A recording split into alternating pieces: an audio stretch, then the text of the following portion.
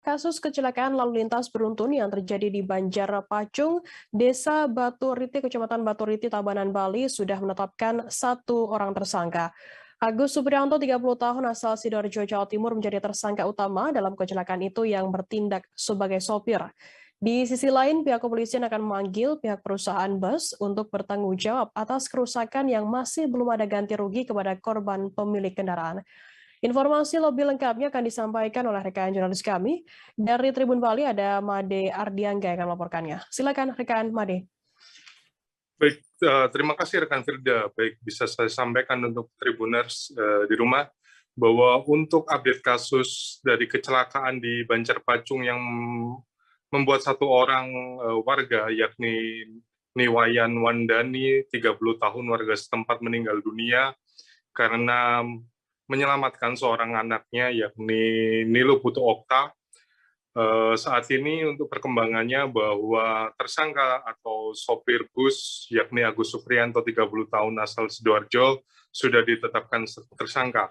Untuk tersangka sendiri dari Agus Supriyanto juga mengakui kesalahannya dan mengaku menyesal. Meski demikian, Agus Supriyanto juga ketika membawa bus dari Surabaya menuju ke Pulau Bali, kemudian dirinya setibanya di Gilimanuk langsung menuju ke DTW Ulun Danau Beratan atau lebih dikenal Danau Bedugul. Setelah dari Danau Bedugul, sopir sempat sudah mengecek segala perlengkapan kendaraan sarana prasarana untuk mulai dari rem, kemudian gas, dan mengaku dari mesin seluruhnya normal pada waktu sebelum turun.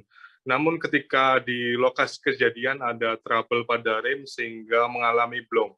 Kemudian sopir atau Agus Supriyanto yang saat ini menjadi tersangka mengaku bahwa berusaha untuk menyelamatkan banyak nyawa karena dia tidak melakukan membanting setir ke sebelah kiri dari TKP sehingga tidak menabrak banyak orang yang saat itu memang sedang atau di Bali sendiri tepat pada Hari Raya Kuningan.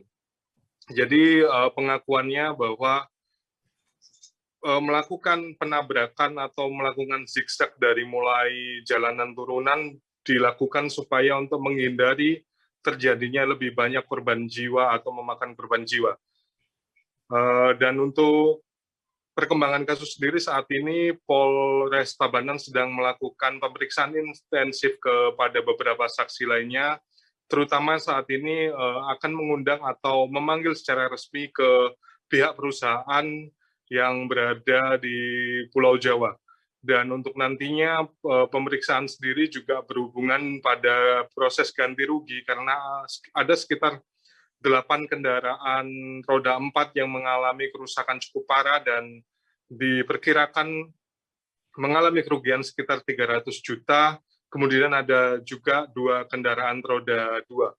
Jadi demikian Firda laporan dari saya, dan sedikit tambahan untuk saat ini penguburan jenazah dari Niwayan Wandani juga sudah dilakukan oleh pihak keluarga pada sekitar pukul 15.30 WITA yang dilakukan oleh pihak keluarga dan langsung oleh suaminya sendiri, Inyoman Sukre, 35 tahun, yang melakukan penguburan. Terima kasih sudah nonton. Jangan lupa like, subscribe, dan share ya.